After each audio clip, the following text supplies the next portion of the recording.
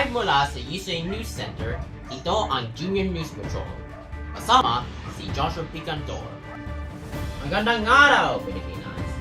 Ako po si Joshua Picantor na maghahatid ng nagbabagang balitan ng ngayong araw. Taon ng pista ng mga tulak na pinagdiwang sa Baguio City. Ito ang buwang ng Pebrero ay pinagdiwang ng Baguio City ang Panagbenga Festival, ang taon ng pista ng magagandang bulaklak ng lungsod. Sinimulan ang pagdiriwang noong unang araw ng Pebrero sa pamamagitan ng pagdalaos ng Panagbenga Grand Opening Day Parade.